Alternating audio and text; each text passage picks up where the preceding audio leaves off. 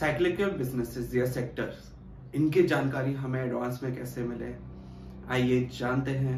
मैं आदित्य आपका एस्ट्रो निवेश के फाइनेंशियल एस्ट्रोलॉजी सीरीज में स्वागत करता हूं।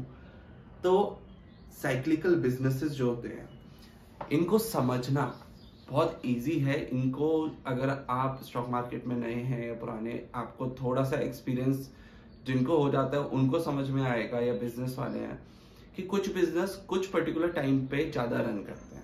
इसका बेस्ट एग्जांपल जो अगर आपको देखना है, आप स्ट्रीट फूड पैटर्न को देखिए। आप जब स्ट्रीट में निकलते हैं सर्दियों के टाइम पे, सूप बेचने वाले, मूंगफली बेचने वाले, इनकी संख्या बढ़ जाती है, जबकि गोलगप्पे और ठंडे पानी का गोला, ये जो होता है, इनकी संख्या खत्म सी हो जाती है। तो यही होते हैं साइक्लिकल बिजनेसेस कि वो अपने आप को अडॉप्ट करते हैं या उनकी डिमांड सप्लाई के हिसाब से एडजस्ट करते हैं। सिमिलरली हम फाइनेंशियल एस्ट्रोलॉजी में यही कॉन्सेप्ट लगाते हैं कि जब सन अर्थ के बहुत पास होता है, गर्मी बढ़ती है, गर्मी बढ़ने के कारण लोगों को प्यास ज्यादा लगती है, एसी ज्यादा चाहिए, एसी मेंटेनेंस ज्यादा चाहिए, जिसकी वजह से इलेक्ट्रिसिटी बढ़ती है। तो ये जो होते हैं ये साइकिल में होते हैं।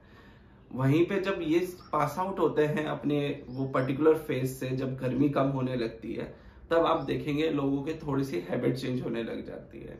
उस हैबिट में क्या हो जाता है, बारिश पड़ना चालू होती है।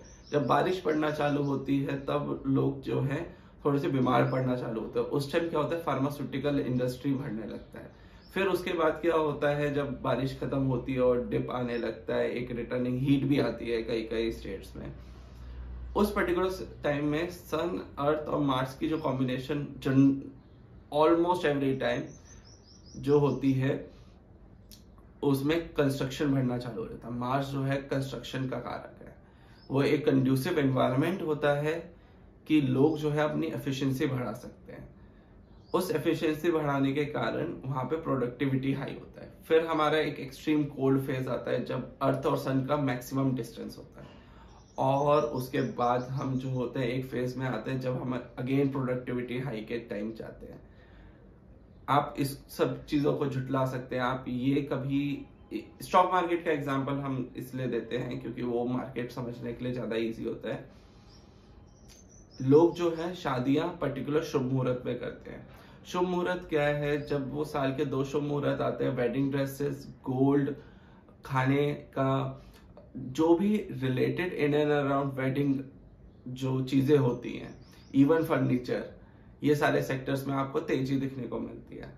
तो इट्स वेरी सिंपल। सिर्फ मैंने आपको सन के मूवमेंट से ये बता दिया कि हमारे कितने साइक्लिकल बिजनेस चेंज होते हैं, और इससे आपको और अंदाजा लगेगा जब आप इसमें बाकी प्लैनेटरी कॉम्बिनेशन लगाएंगे ना, तब आपको समझ में आएगा बैंक कैसे इन्फ्लुएंस होता है या चीजें कैसे इन्फ्लुएंस होती है। बिकॉज ईच प्लैनेट का अपना एक नेचर होता है जो इम्पार्ट करता है वो अर्थ के ऊपर, जिससे हमें डिफरेंट रिजल्ट्स देखने को मिलते हैं।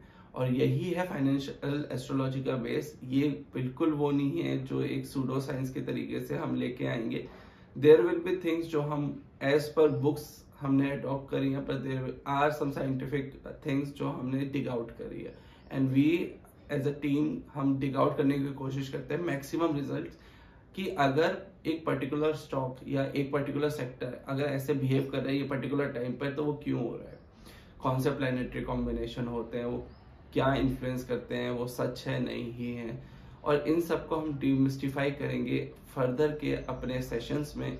तो जुड़े रहिएगा। कमेंट सेक्शन पे बताएं कि यार ये इन्फॉर्मेशन आपको सही लगी नहीं लगी, और हम फिर स्लोली ग्रेजुअली मूव करेंगे प्लैनेट्स के ऊपर और जानेंगे वो कैसे इम्पैक्ट करते हैं मार्केट को और आपको। धन्यवाद।